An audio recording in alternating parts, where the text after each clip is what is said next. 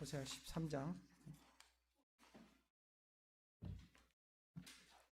호세아서가 13하고 이제 다음 주에 하면 우리가 이제 호세아서를 마치게 될 것 같습니다. 그러면 14장 하고 나서는 그 전체 요약하는 시간을 한번 갖도록 하겠습니다. 그래서 14장 마치면 그 다음 주에는 호세아서 전체를 한번 여기까지 들은 말씀을 기초로 해서 전체를 한번 읽어보시고 전체를 한번 요약하는 시간을 갖고, 그리고 이제 잠언을 좀 몇 장 하다가 그다음에 이제 요엘서를 다시 또 그렇게 하도록 이렇게 하겠습니다.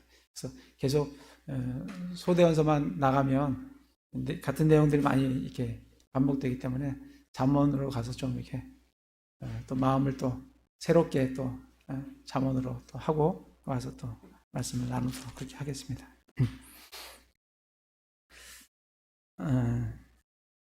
13장 하기 전에 12장에 우리가 지난주에 12장을 했는데 12장의 이제 요지는 하나님께서 야곱과 같이 유다를 다루시겠다, 에브라임을 다루시겠다, 그렇게 말씀을 하십니다. 그래서 야곱은 어떤 사람이냐면 태에서부터 자기 형의 발꿈치를 잡고 정말 장자권을 빼앗고 형이 받아야 될 축복권을 자기가 다 속임수로 빼앗고 그런 사람이에요. 그래서 멀리 라반에게 삼촌한테 가서 노예 아닌 노예 20년을 생활하고 그런 야곱이지만, 그러나 그가 베델에서 하나님을 만났을 때 하나님께서는 그에게 주 만군의 하나님으로, 주님으로 그렇게 대우해 주시는, 그렇게 유다를, 에브라임이 지금 범죄 가운데 있지만 너희들도 돌아서고 야곱같이 돌아서면 하나님이 그들에게 주가 되시고 만군의 하나님이 되신다, 그렇게 이제 말씀을 우리에게 주셨습니다. 그래서 거기서 그 맨 밑에 보면 이제 영어로 되어 있는 그 부분이 있는데 이 부분이 잘 이해가 되셨는지 다시 한번 말씀을 좀 나누고 13장을 하도록 하겠습니다. 그래서 영어가 되어 있는 부분이 12장 3절부터 7절까지 말씀인데, 거기 보면 그가 태에서 자기 형의 발꿈치를 붙잡고, 그가 누구냐면 야곱이죠, 그죠? 그리고 자기 힘으로 하나님과 힘을 겨루되 참으로 그가 천사와 힘을 겨루어 이기고 그가 울며, 여기는 우리가 그가 빠졌는데 영어로는 우는 게 그가로 되어 있어요. He wept 이렇게 되어 있죠. 그가 울고 그분께 간구하였고 그가 베델에서 그분을 만났으며, 거기서 사실은 영어로 보면 계속 그가예요. he예요. 그래서 우리 이제 이 흥전역에는 그를 이제 하나님으로 번역을 해서 하나님께서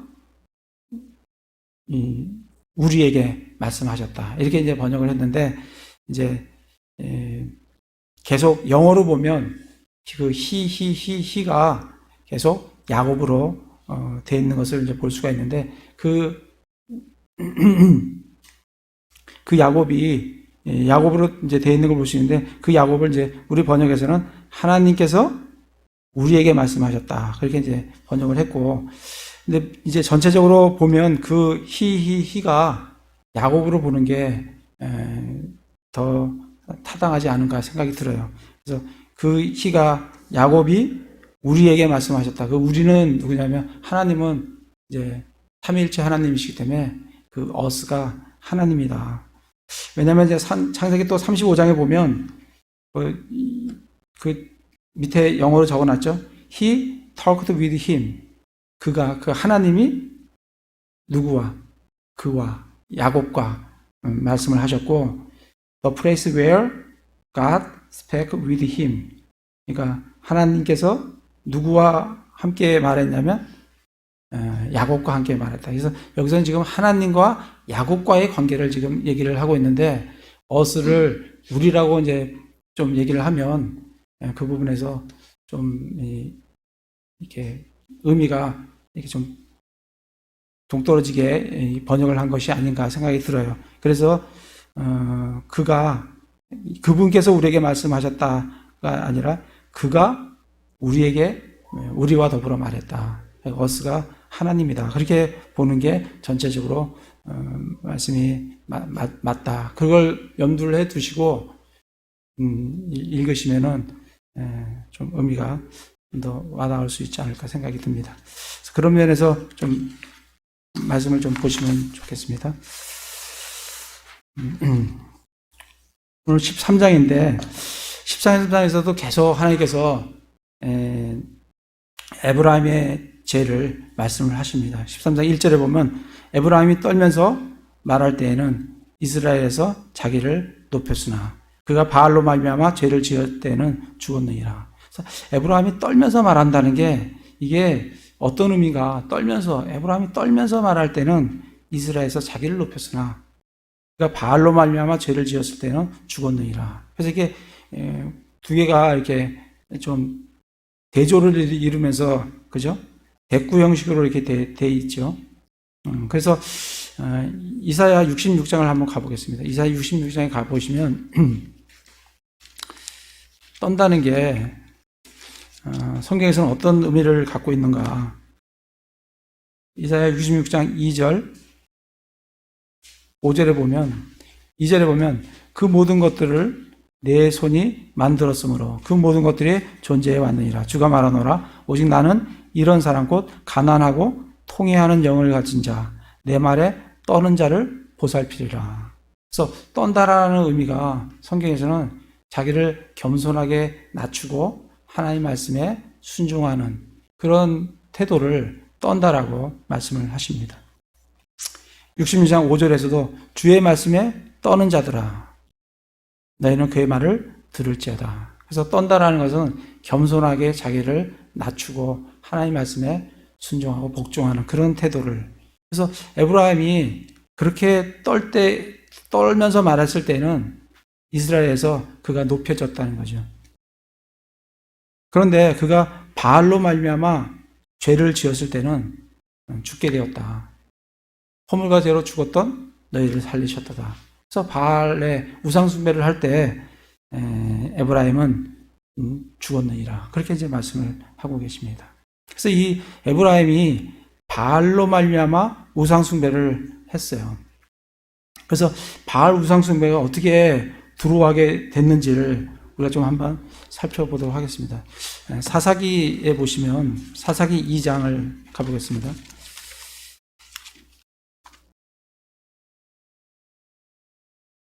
사사기 2장 11절에 보면 이제 여호수아가 끝나면 이제 사사기로 들어갑니다. 그래서 여호수아가 다 정복하고 여호수아가 죽고 그리고 이제 사사시대로 들어가는데 이 사사시대에 들어가면 2장 11절에 보면 이스라엘 자손이 주인 눈앞에서 악을 행하여 바알들을 섬기며 이로부터 바알들이 우상들이 바알이라는 우상이 이스라엘 안으로 들어오기 시작합니다. 이게 뭐 많은 시간이 지나서가 아니에요. 여호수아 이게 가나안 땅을 정복하고 나서 얼마 안 있어서 사사시대에 바로 들어가자마자 이스라엘에게 바알 우상 숭배가 들어오는 걸 볼 수가 있습니다. 13절에도 보시면 그들이 주를 버리고 바알과 아스타롯을 섬기니라. 그러니까 주님을 버리고 바알을 섬기는 이스라엘을 보게 됩니다. 3장 7절에도 보면 그 뒷장 넘기서 사사기입니다. 또 이스라엘 자손이 주의 눈앞에서 악을 행하여 주 자기들의 하나님을 잊어버리고 아까는 버리고 잊어버리고 뭘 해요? 바알들과 작은 숲들을 섬겼더라. 이렇게 이제 바알들을 섬기게 됩니다. 이렇게 정말 오늘 우리 여호수아에서 그들이 돌에다가 말씀을 새기고 낭독하고 막 그렇게 했는데도 얼마 안 있어서 그들에게 우상이 참 들어오는 걸 볼 수가 있습니다. 정말 우리도 마찬가지예요. 우리도 하나님 말씀으로 계속 우리를 씻고 그 말씀을 리마인드하고 계속 하지 않으면 어느 순간에 우리는 이 세상을 따라 살아가는 그러한 저희들을 보게 될 겁니다. 이스라엘이 그렇습니다.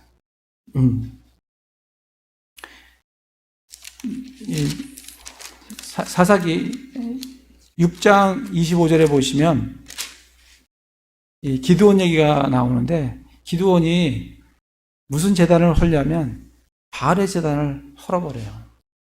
그러니까 이때 당시만 해도 이쯤 가면 바알이 얼마나 이 이스라엘에 꽉 차 있는지, 6장 25절에 보면 바로 그 밤에 주께서 그에게 이르시되 내 아버지 어린 수소 곧 7년 된 둘째 수소를 취하고 내 아버지에게 있는 바알의 제단을 헐며 제단 옆에 작은 숲을 베어내고, 28절에 보라 바알의 제단은 쓰러졌고, 기드온이 그 바알의 제단들을 허무는 걸 볼 수가 있습니다. 사무엘상을 가보겠습니다. 사무엘상 7장에 보시면 사무엘 시대 때 사무엘이 그렇게 얘기를 정말 개혁을 하죠. 개혁을 하면서 사무엘이 4절에 보면 이에 이스라엘 자손이 바알들과 아스다롯을 제거하고 주만 섬기니라. 이 사무엘 때 이들이 바알들을 제거하고 주님을 섬기는, 그렇게 쭉 오다가 열왕기상 가보겠습니다. 열왕기상 16장 31절에 보면, 열왕기상 16장 29절부터 보면 유다왕 아사의 제 38년에 오므리의 아들 아합이 이스라엘을 통치하기 시작합니다. 북이스라엘을 아합이 통치하는데, 이 아합이 31절에 보면 그가 느밧의 아들 여로보암의 죄들 가운데서 걷는 것을 가벼운 일로 여기고 시돈 사람들의 왕 옛 바알의 딸 이세벨을 아내로 삼으며 또 가서 바알을 섬겨 그에게 경배하고. 이스라엘 왕의 부인이 엣발이라는 말은 뭐예요? 바알 사람, 바알의 사람, 이런 의미예요. 시돈 바알의 사람, 그 딸 이세벨을 아내로 맞아들이게 됩니다. 그러면서 정말 이 북이스라엘은 국교가 정말 여호와 하나님을 섬기는 게 아니라 바알을 섬기는 그런 나라가 되어 버립니다. 이게 정말 이 왕이 정말 아내를 잘못 맞아들임으로 말미암아 나라 전체가 완전히 바알 우상을 섬기는 그런 나라가 됩니다. 뿐만 아니라 유다도 언제부터 바알을 심하게 섬기게 되냐면 이 이세벨의 딸 누구예요? 이세벨 딸을 그 아내로 맞아들임으로 말미암아 그 유다도 그때부터 바알이 우상으로 정말 되게 되는. 그래서 정말 결혼이 얼마나 중요한가 이런 생각도 참 하게 됩니다. 그래서 그때부터 이 에브라임이 죄를 범하게 되는데, 하나님께서 그렇게 말씀을 하시는 거예요. 너희가 바알로 말미암아 죄를 지을 때는 죽었느니라. 그렇게 이제 말씀을 하십니다. 13장 2절에 이제 그들이 더욱더 죄를 지어 자기들의 은으로 자기들을 위하여 형상들을 부어 만들되 자기들이 깨달은 대로 우상들을 만들었는데 그 모든 것은 장인들의 작품이라. 그들이 그것들을 가리켜 말하기를 희생물 드리는 자들은 송아지들과 입을 맞출 것이라 하는도다. 그러니까 이들이 바알만 숭배할 뿐만 아니라 더욱더 죄를 지어서 자기들의 은으로 자기들을 위하여 형상들을 부어 만들되 자기들이 깨달은 대로 우상을 만들었더라. 그렇게. 그러니까 이 우상은 하나님을 위한 것이 아니라 자기를 위한 거예요. 그래서 자기들의 은으로 자기들을 위하여 자기들이 깨달은 대로 우상을 만든다. 그래서 더욱더 죄를 지었다. 하나님께서 그렇게 말씀을 하십니다. 근데 그것은 뭐냐면 장인들의 작품이라는 거예요. 그건 사람이 만든 작품이라는 거예요. 그러니까 아무것도 아니라는 거예요. 그리고 희생물을 드린 자들은 송아지들과 입을 맞출 것이라 하는도다. 이 송아지들과 입을 맞춘다라는 의미는, 우리 시편을 가볼까요? 시편 2편 12절에 보면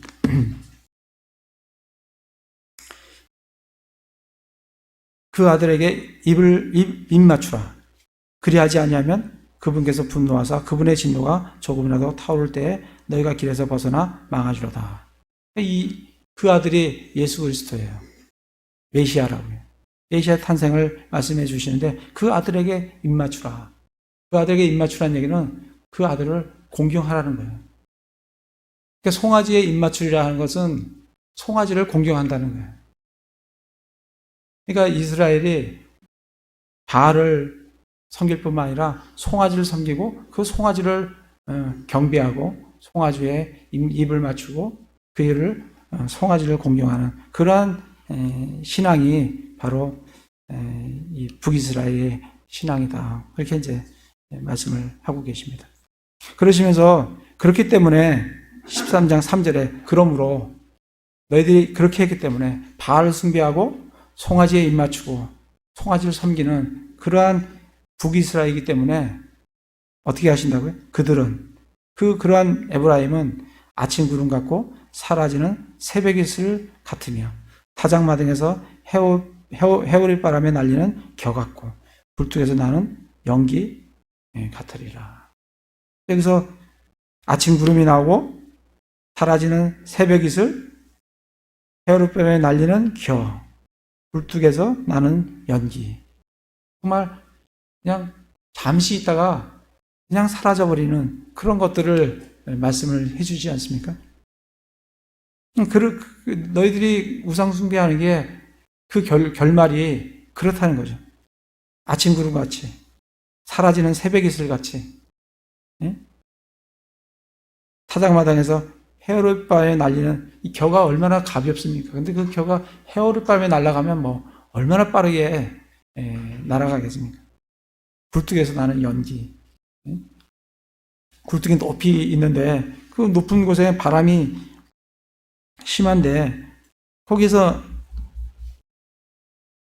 연기가 나오면 얼마나 그 연기가 빠르게 사라지겠습니까? 그렇게 북이스라엘이 된다라고 말씀을 하십니다.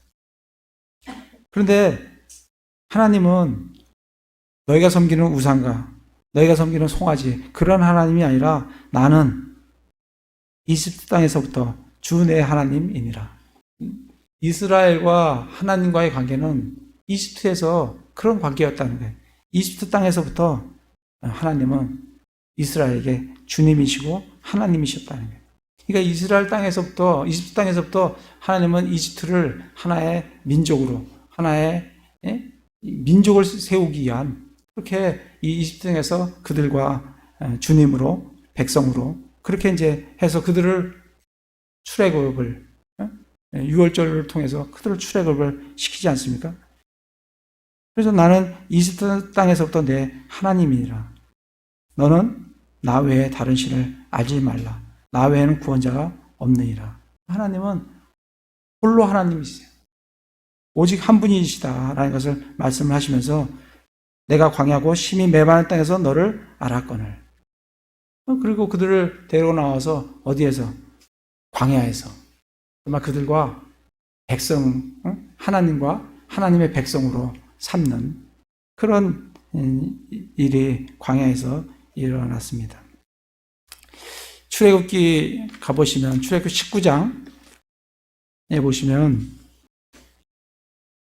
광야에서 하나님께서 이들을 백성으로 삼으십니다. 19장 5절에 보면 그러므로 이제 너희가 참으로 내 목소리에 순종하고 내 언약을 지키면 너희는 내게 모든 백성들보다 뛰어난 특별한 보물이 되리니 이는 온 땅이 내 것이기 때문이라. 또 너희는 내게 제사상 왕국이 되며 거룩한 민족이 되리라. 내가 이스라엘 자손에게 고할 말들이 이러하니라. 그래서 모세가 와서 백성 장로들을 불러서 자기에게 명령하신 이 모든 말씀을 그들의 얼굴 앞에 내놓으니까 온 백성이 함께 응답해서 주께서 말씀하신 모든 것을 우리가 행하리이다 하고 모세가 백성의 말을 주께 전하니까 하나님과 이스라엘 백성과의 간의 계약이, 모세 언약이 체결되는 걸 볼 수가 있습니다. 그래서 하나님은 이스라엘을 뭐라고 하신다고요? 너희는 제사장이고 특별한 보물이고 거룩한 민족이다. 그렇게 이제 이스라엘을 광야에서 삼으시고 그들을 인도하신 그런 하나님이시다. 그렇게 이제 호세아 13장 5절에서 말씀을 하시는데, 그러나 그들이 6절에 보면 그들이 자기들의 초장이 내는 대로 배가 불렀고, 배가 부름에 그들이 마음이 높아져서 그런 까닭에 그들이 나를 잊었느니라. 그래서 이스라엘은 가나안에 들어와서 그 하나님의 약속의 땅에서 하나님께서 베풀으신 은혜 가운데 그들이 배는 불렀고, 그리고 그들의 마음은 높아졌고, 그런 까닭에 하나님을 잊어버리고 우상을, 바알을 숭배하고 송아지를 숭배하는 그런 이스라엘이 되었다라고 말씀을 하고 계십니다.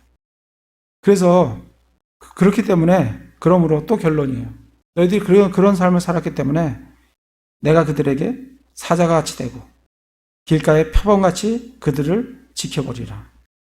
내가 새끼 잃은 곰같이 그들을 만나서 그들의 심장 거풀을 찢고 거기서 사자같이 그들을 삼키리니 들짐승이 그들을 찢으리라. 하나님께서 보호해 주셔도 보호해 주셔야 될 이스라엘을 하나님께서는 어떻게 하시겠다는 거예요? 대적하시겠다는 거예요. 어떻게? 사자같이, 표범같이, 새끼 잃은 곰같이, 들짐승같이 이스라엘을, 북이스라엘을 찢으시겠다. 그렇게 말씀을 해주십니다. 그러면서 9절에 오 이스라엘아, 내가 내 자신을 파멸시켰거니와 내 도움은 내게 있느니라. 근데 그렇게 북이스라엘이 그러한 어떤 하나님의 대적으로 찢기고, 그리고 아침 구름같이 사라지는 새벽 이슬같이, 그리고 휘어바에 날아가는 겨같이, 굴뚝에서 나는 연기같이 그렇게 사라지는, 그렇게 찢김을 당하는 그런 것은 하나님으로 말미암은 것이 아니라는 거예요. 그게 누구로 말미암은 거냐? 9절에 보면 오 이스라엘아, 내가 내 자신을 파멸시켰거니와. 그거의 원인은 이스라엘 자신에게 있다는 거예요. 너희들이 돌아서면 그러한 어떤 심판을 당하지 않을 건데, 돌아서지 않기 때문에 너희들이 그렇게 당할 수밖에 없다. 그런 심판을 당할 수밖에 없다. 말씀을 해주시면서 내가 내 자신을 파멸시켰거니와. 그래서 북이스라엘 자신을 파멸시키는 것은 북이스라엘 자신들이라는 거예요. 우리 자신도 마찬가지예요. 우리도 우리 안에 있는 죄가 우리를 파멸시킵니다. 그렇게 이제 말씀을 하시면서, 그러면서 파멸은 네 자신이 파멸을 시켰지만 너에게 도움은 내게 있느니라. 도움은 하나님께 있다는 거예요. 파멸은 네가 시켰지만, 네 자신을 파멸시키는 것은 너였지만, 너에게 도움이 되는 건 하나님 한 분뿐이다. 그러니 하나님께로 돌이켜라, 돌아서라. 그걸 지금 계속해서 말씀을 해주고 계십니다. 10절에 내가 내 왕이 되리라. 내 모든 도시에서 너를 구원할 다른 자가 어디 있느냐. 또 전에 내가 이르기를 내게 왕과 통치자들을 주소서 하더니 그 재판관들이 어디 있느냐. 내가 내 왕이 되리라. 하나님께서는 이스라엘의 왕이세요. 또 우리에게 왕이세요. 그리고 왕이었고 지금도 왕이시고 앞으로도 왕이 되신다는 거예요. 그런데 그리고 내 모든 도시에서 너를 구원할 다른 자가 어디 있냐. 하나님께서는 구원자라는 거예요. 그런데 전에 내가 이르기를 이스라엘이 내게 왕과 통치자를 달라고. 하나님이 왕이신데 왕이신 하나님은 필요가 없고 우리에게 눈에 보이는 이방인들이 갖고 있는 그 왕을 우리에게 달라고. 그런 이스라엘이 그렇게 하나님 앞에 요구했던 것을 말씀하시면서 왕과 통치자를 줘서 하더니 그 재판관들이, 그 왕과 통치자들이 지금 어디 있냐는 거예요. 그들은 너희들에게 아무런 도움이 되지 않는다. 사무엘상 한번 가볼까요? 사무엘상에 보시면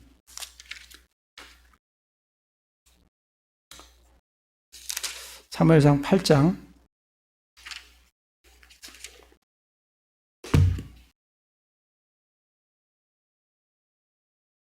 5절에 보시면 그에게 이르되 사무엘이 이제 사무엘상 8장 1절에 보면 사무엘이 늙어서 자기 아들들을 이스라엘의 재판관으로 삼았는데 이제 이렇게 말씀을 하시면서 5절에 보면 그에게 이르되 사무엘에게 이스라엘이 말하는 거죠. 보소서 당신은 늙었고 당신의 아들들은 당신의 길들로 걷지 아니하니 모든 민족들과 같이 이제 우리에게 왕을 세워 우리를 재판하게 하소서 하니라. 이스라엘이 이제 사사시대를 접고 하나님이 왕이신 그 시대를 접고 우리에게 왕을 달라고 그렇게 요구를 했습니다. 6절에 그러나 그들이 이르기를 우리에게 왕을 주어 우리를 재판하게 하소서 하였을 때 그 일을 사무엘이 기뻐하지 아니하여 주께 기도하며. 그러니까 하나님께서 뭐라고 말씀하시냐면 사무엘에게 이르시되 백성이 내게 말하는 모든 것에서 그들의 음성에 귀를 기울이라.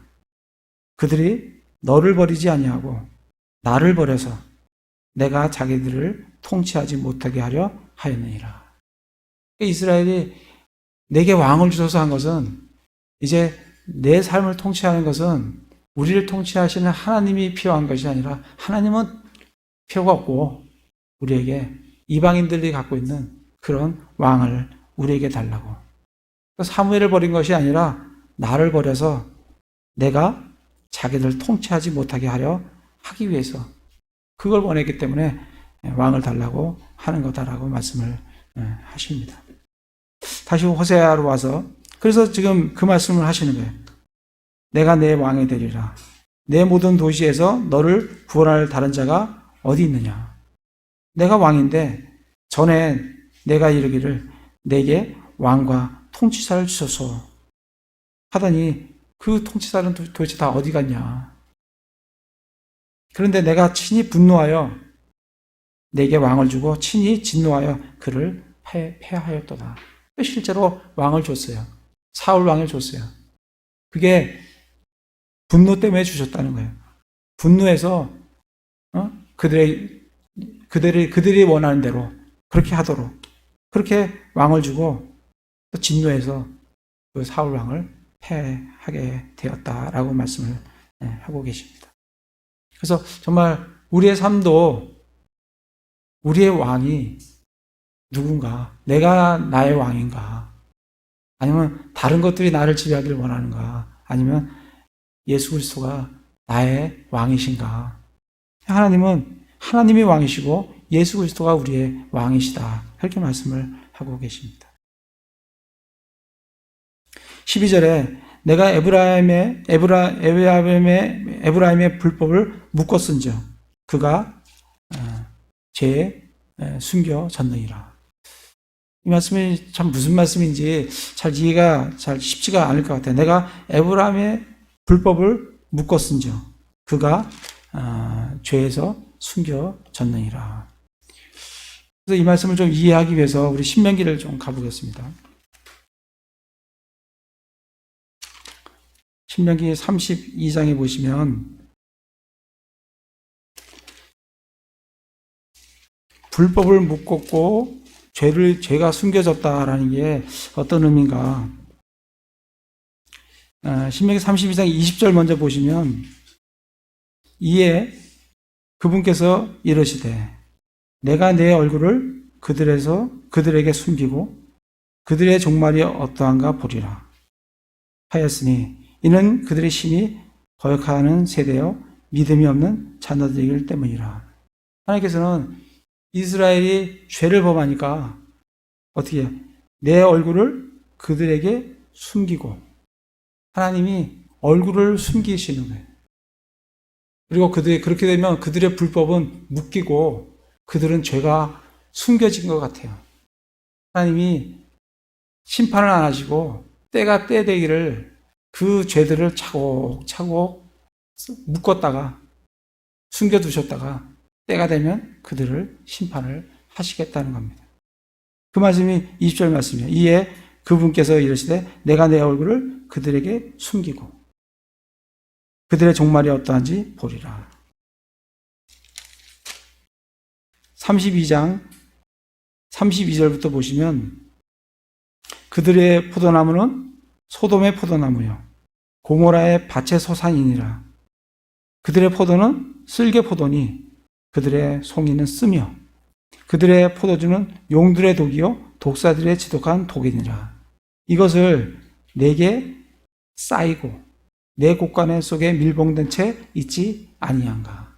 하나님은 곳간에 쌓아놓고 밀봉을 해 놓으셨다가 때가 되면 그거에 대한 분명한 징계와 심판을 하시겠다는 의미가 이제 이 말씀의 의미입니다. 그래서 호세아 13장 12절에 내가 에브라임 불법을 묶었은즉 하나님은 죄를 심판하시는 하나님이세요. 근데 에브라임이 죄를 묶어놓고 그 죄가 숨겨져 있는 것 같지만 언제 해산하는 여인의 고통이 그에게 임한다는 거예요.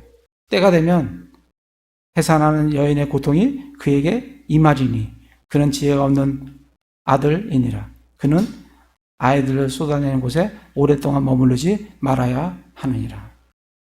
그래서 이스라엘은 때가 되면 해산하는 여인의 고통이 임하는 것 같이 그에게 임한다. 이게 이스라엘에게 임한다는 거죠. 해산하는 여인의 고통이 임하는 것 같이 그에게 임하고 그는 지혜가 없는 아들이에요. 그래서 정말 왜 이 해산하는 여인의 다른 고통도 많은데 해산하는 여인의 고통 그걸 지금 말씀을 하시는가. 예레미야를 한번 가보겠습니다. 예레미야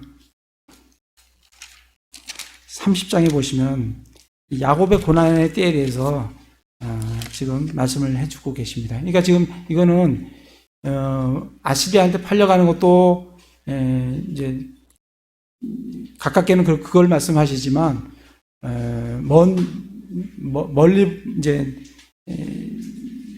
멀게는 7년 대환란을 지금 예언을 해주고 계십니다. 30장 6절에 보면 이제 너희는 남자가 아이를 베어 상고를 겪느냐 하고 묻고 또 알아보라.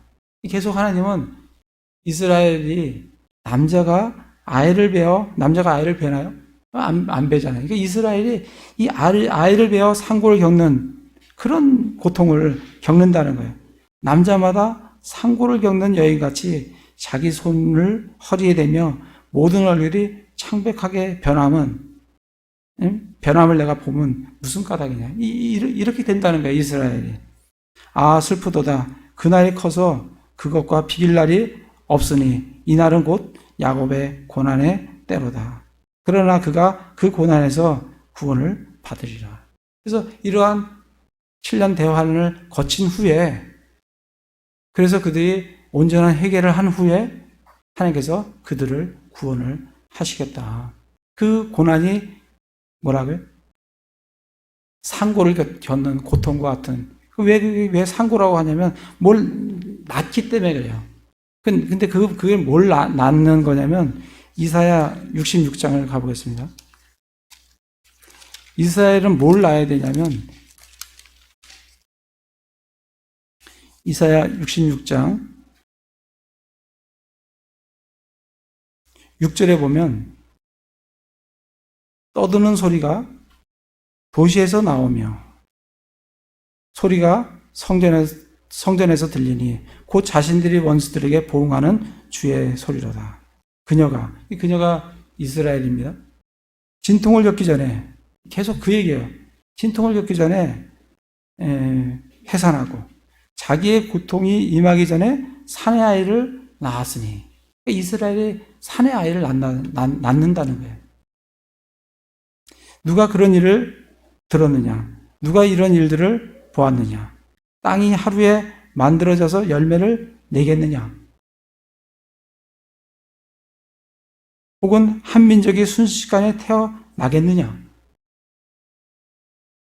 땅이 하루 만에 만들어서 열매를 내겠느냐? 우리는 글쎄요, 잘 모르겠습니다.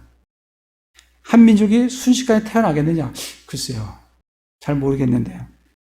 그러나 시온은 진통하자마자 자기 자녀를 낳았도다. 시온은, 이스라엘은 진통하자마자 누굴 낳았다고요? 자기 자녀를 낳았다. 그러니까 이 자녀는 누구예요? 회개를 한 이스라엘을 낳았다는 거예요. 그들은 7년 대화를 통해서 그거를 겪으면서 그들은 회개를 하게 됩니다. 이제 회개한 자기 자녀를 낳게 되는 거죠. 그러니까 계속 하나님께서는 여인이 자녀를 낳는 그런 진통을 겪는 것 같이, 왜냐하면 이 회개한 자기 민족, 자기 자녀를 낳아야 되기 때문에 지금 그 말씀을 계속 하는 겁니다. 내가 태어나게 하고는 낳지 못하게 하겠느냐? 주가 말하노라. 내가 낳게 하고는 태를 닫겠느냐? 내 하나님이 말하노라. 그러면서 이스라엘이 7년 대환란을 거치면서 회개한 자기 아들을, 자기 자녀들을, 회개한 이스라엘 민족을 낳게 될 거라고. 그들은 회개하게 될 거라고. 그들은 7년 대환란을 거쳐서 나중에 회개하게 되고, 그래서 구원의 길로, 천년 왕국으로 그들이 들어가게 됩니다. 그 얘기를 지금 호세아 13장 13절에 해산하는 여인의 고통이 그에게 임하리니. 왜 이런 고통이냐면 사내 아이를 낳아야 되기 때문에. 그는 지혜 없는 아들들이니라. 그는 아이들을 쏟아내는 곳에, 이 자녀들을 낳는 이스라엘 회개하는 그곳에 쏟아내는 곳에 오랫동안 머무르지 말아야 하느니라. 하나님께서 그렇게 말씀하셨어요. 거기에 오랫동안 머무르지 말라고. 거기가 어디냐면 예루살렘이에요. 시온이에요. 마태복음 24장을 가보시면 하나님께서 그 대환란 때 이스라엘은 그곳에 오래 머무르지 말아야 한다. 속히 거기를 떠나야 한다. 그 말씀이 마태복음 24장 15절부터 말씀이에요. 그런즉 대언자 다니엘을 통해 말씀하신 바 황폐하게 하는 가증한 것이 거룩한 성에 된 것을 너희가 보거든 누구든지 읽는 자는 깨달을지어다. 이 적그리스도가 황폐하게 하는 가증한 것이 거룩한 성전에 딱 들어서서 내가 하나님이다 하는 그런 7년 대환란 반이 지나면 그가 적그리스도가 그렇게 한다는 거예요. 그때에는 유대에 있는 자들은 산들로 도망할지어다. 지붕에 있는 자는 자기 집에서 무엇을 취하려고 내려가지 말며 들에 있는 자는 옷을 가지러 되돌아가지 말지어다. 그날들에는 아이 뵌 자들과 젖 먹이는 자들에게 화가 있으리로다. 그러나 너희의 도피하는 일이 겨울이나 안식일에 일어나지 않도록 너희는 기도하라. 그때 큰 환란이 있으리니 세상이 시작된 이래로 이때가 지금 그런 환란이 없었고 이후에도 없으리라. 속히 유다를, 속히 예루살렘을 떠나라고, 오래 머물지 말라고. 거기에 그렇게 신약을 통해서 이 말씀을 우리가 무슨 말씀인지 이해를 할 수가 있습니다. 그래서 13절 말씀은 지금 7년 대환란을, 가깝게는 아시리아를 그런 것을 말씀을 하시지만 길게는 7년 대환란에 대해서 말씀을 해주고 계십니다. 해산한 여인의 고통이 그에게 임하리니 그는 지혜가 없는 아들들이니라. 그는 아이들을 쏟아내는 곳에 오랫동안 머무르지 말아야 하느니라. 그 후에, 그 7년 대환란을 거친 후에 내가 그들을 무덤의 권세에서 속량하며, 어둠의 권세, 죄로부터 그들을 속량하며 사망으로부터 구속하리니. 구속이 하나님께서 이스라엘을 구원하는 7년 대화를 통해서 그들은 회개해서 자기 자녀들을 낳게 되고 회개한 이스라엘을 다시 낳게 되고 그 회개한 이스라엘을 하나님께서는 무덤의 권세에서 속량하며 사망으로부터 구속을 하십니다. 그래서 하나님께서 뭐라고 말씀하시냐면 오 사망아 내가 내 재앙이 되리라. 오 무덤아 내가 내 파멸이 되리라. 사망은 하나님께 하나님의 재앙이 된다는 거예요. 그러니까 하나님의 재앙이 되고 무덤이 내 파멸이 된다는 것은 더 이상 사망이나 무덤이 없다는 거예요. 그 다 파멸을 시키겠다고 말씀을 하시는 겁니다. 그래서 그 말씀이 사망아 내가 내 재앙이 되리라. 오 무덤아 내가 내 파멸이 되리라. 다시는 사망이 없고 무덤이 없는 그렇게 하시겠다고, 그렇게 구원을 하시겠다고, 그렇게 속량을 하시겠다고 말씀을 하시면서 뜻을 돌이키는 것이 내 눈을 떠나 숨으리로다. 이 말씀도 무슨 말씀인지 굉장히 좀 어려워요. 그래서 뜻을 돌이키는 것이 내 눈을 떠나 숨으리로다. 하나님께서는 뜻을 뭘 돌이키냐면 유대인을 무덤의 권세에서 속량하고 사망으로부터 구속하고 그리고 재앙을 파멸을 없애버리는 그 하나님의 뜻을 돌이키는 것, 그렇게 안 되게 하는 것은 내 눈에서 떠나 숨어버렸다는 거예요. 내 눈에는 그런 것은 없다는 거예요.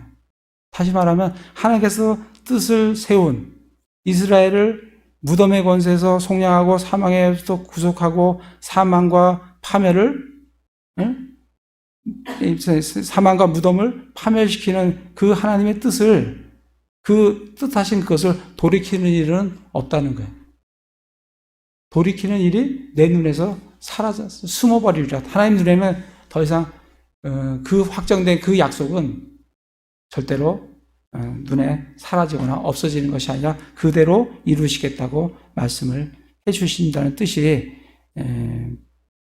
뜻을 돌이키는 것이 내 눈에서 떠나 숨으리로다. 그렇게 이제 말씀을 하고 계십니다. 그렇지만 하나님께서 그들이 회개를 통해서 7년 대화를 통해서 그들을 속량하고 구속하고 그리고 사망이 무덤이 다 파멸되는 없어지는 그렇게 구속을 하시겠지만 그러나 지금 이때 당시에 이스라엘은 그가 비록 자기 형제들 가운데 열매를 맺을지라도 동풍이 오리니 동풍이 어디예요? 아시리아가 온다는 겁니다. 동풍이 오리니 곧 주의 바람이 광야에서 올라오매 그의 근원이 마르고 그의 샘이 말라 버리리라.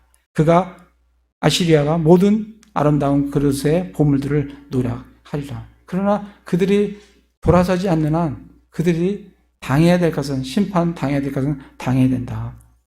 사마리아가 자기 하나님을 반역하였으므로 황폐하게 되리라. 그들이 칼로 말미암아 넘어지리니 곧 그들의 어린 아기들은 산산조각 나며 아이를 뵌 그들의 여인들은 배가 갈라지리로다. 정말 처참한 그런 징계를 그런 것을 이스라엘이 당한다. 왜? 그들은 우상을 숭배하고 그리고 더더욱 바알을 숭배하고 더더욱 형상들을 섬기는 송아지를 섬기는 하나님을 진노케 하는 우상 숭배로 인해서 그들은 아침 구름같이 새벽 이슬같이 해오르바람에 나는 겨같이 물뚝에서 나는 연기같이 정말 하나님께서 보호자가 아니라 하나님이 대적하셔서 사자같이 곰같이 표범같이 들짐승같이 그리고 정말 15, 16절에 동풍으로 인해서 정말 모든 것이 마르고 그리고 모든 것을 노락당하고 그리고 아이들 뵌 그 여인들이 배가 갈라지는 그런 처참함을 북이스라엘은 겪게 된다. 그렇지만 그러한 해산의 고통을 통해서 궁극적으로는 하나님께서 이스라엘을 그 구속하고 속량하고 무덤의 권세에서 속량하고 사망으로부터 구속할 뿐만 아니라 사망이 또 그리고 그 무덤이 결코 그들에게 있지 않는 그러한 구속을 하나님께서 약속하신 대로 그것을 약속을 그대로 실행을 하시겠다라고 말씀하시는 그 내용이 호세아 13장 내용입니다. 그래서 정말 보면서 어쨌든 하나님은 죄에 대해서 분명하게 심판을 하신다. 근데 그 심판은 그 심판을 당하는 것은 누구 때문이냐면 내 자신 때문이다.